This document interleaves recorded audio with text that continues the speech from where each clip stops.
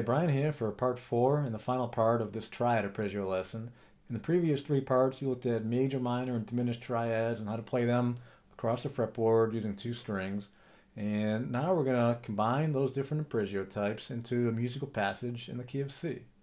You may recall from part 1 of this lesson that degrees 1, 4, and 5 of the major scale correspond to major triad types. Degrees 2, 3, and 6 correspond to minor triad types.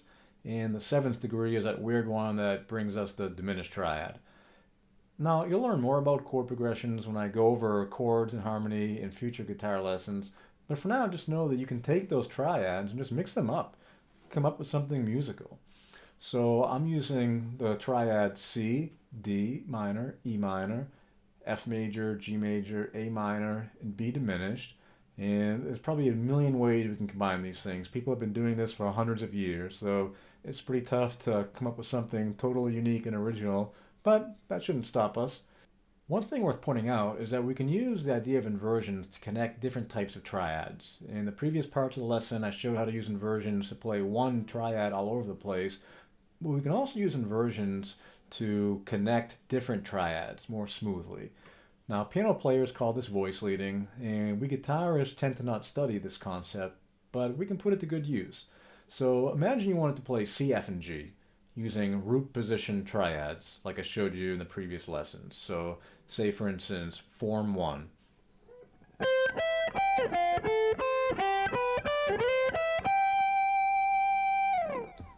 That's a lot of jumping around, which can be pretty cool in its own right, but say you didn't want to have all that movement. Well, you can play the same progression using inversions.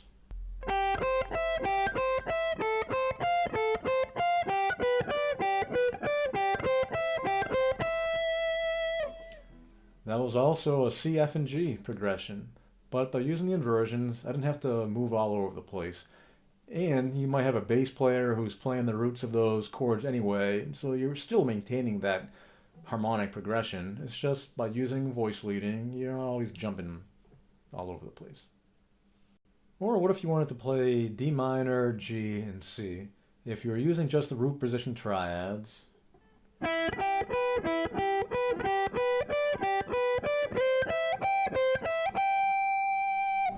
now we can play that using inversions and not be jumping all over the place.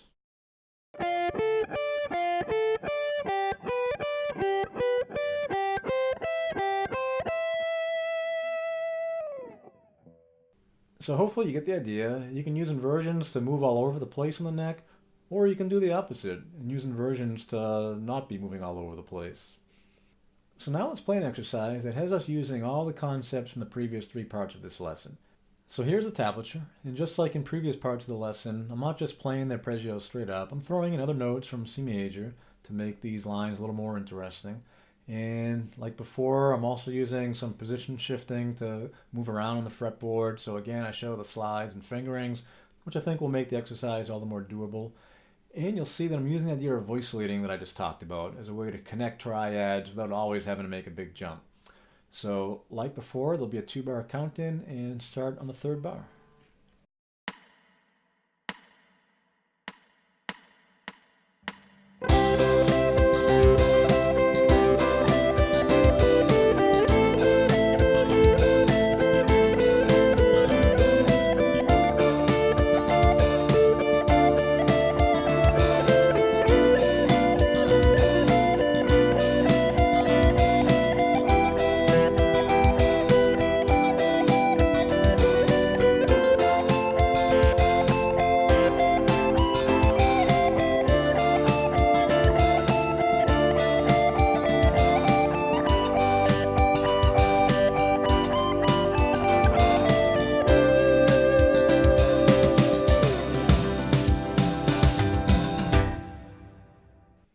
And now like I did in the previous parts of the lesson, I'll play this up to speed, 150 beats a minute as 16th notes. And here's a tab, so it's the same exercise, just played at a faster tempo.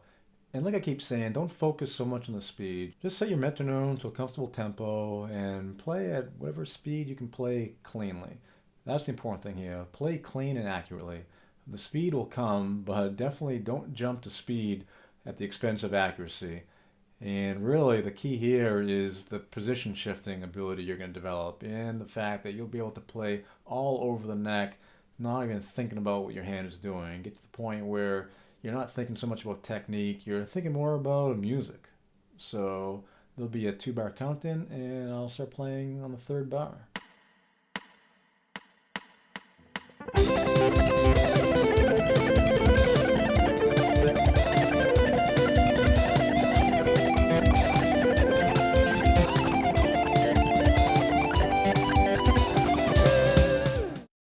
So that's it. We finally come to the end of this lesson. I know it was a lot, but hopefully you took something away. And when I get into other topics in future lessons like chord substitution, reharmonization, when I talk about the triads that come about from other scale types like harmonic minor, melodic minor, then you'll really be thankful you took this lesson because all those concepts are going to make so much more sense. So anyway, I hope to see you soon and hope you enjoyed this. Bye bye.